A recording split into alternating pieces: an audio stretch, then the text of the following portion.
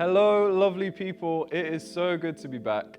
As a wider church, we are currently in 3 weeks of prayer, which is an amazing time to seek God together. Each week, there is a theme or focus for us.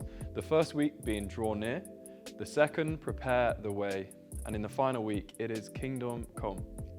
We didn't want to miss an opportunity to speak into these amazing themes over the next few weeks to help us better understand what they mean and their relevance for us. So over the next 3 weeks, we'll be dropping a video based on the theme for the week. So this week, it is draw near. For me, this captures something right at the heart of faith and Christianity. The truth that God desires proximity and intimacy with us. This is amazing when you think about it. God does not just tolerate us or watch us from afar. He loves us so deeply that he desires we are close to him. Pastor Esther said a powerful line in her sermon on Sunday that in this time of extreme social distancing, we are invited to extreme intimacy with God. Not just in this time, but always. This is the God who is holy, righteous, powerful, who speaks planets into existence and sustains all of life in his very hand. His presence is so powerful that even a glimpse of God in the Old Testament caused people to die. So surely being close to him is a problem. Well, it was, but in Jesus, it's not. In Ephesians 2, verse 13, it says, "But now in Christ Jesus, you who were once far away have been brought near by the blood of Christ." In Jesus' sacrifice, we have right standing with God. So for those whose trust is in Jesus, the Bible even says that we can now approach God with confidence. Our wrongdoing was atoned for, and now we can have intimacy again. So surely we should know God as close and present all the time. Well, the truth is, he is always present. He never leaves nor forsakes, but often we are not aware of him and even put distance between ourselves and God. Some verses that help me understand this are found in the book of James in chapter 4, verse 7 to 8. It says, "Submit yourselves then to God.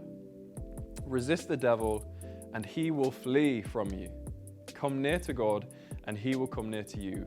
Wash your hands, you sinners, and purify your hearts, you double-minded." James begins in verse 7 with submit. Now, you might use the word submit and think of giving in to the enemy or just giving up and succumbing to pressure. But the Greek here infers that as though you are enlisting to fight for your kingdom, that you're signing up for an army. Submit here holds connotations of active allegiance. Drawing near first begins in the humble posture of saying, "Jesus, I am yours, and I want to stand on your side. And because I am with you, Jesus, I choose not to walk in the ways of the world," which is why it says, "Resist the devil," who is opposed to the things of God. To choose to walk in God's ways and nothing else, to follow his word and truth. The thing is, though, we can become so consumed by our focus on fighting the flesh and resisting the devil that we stop there, but that's not it.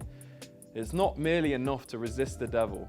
Some of us feel as though, yes, I'm doing great because I'm not giving in to a certain temptation, but then we miss it because the heart here is about drawing near. It is about pursuing. Followers of Jesus come near to God. God's promise in verse 8 is that if we come near to God, he will come near to us. But how many of us know that we want the promise before the command? We want God to come near to us, but we can just be passive and waiting. But God is saying, "I'm right here.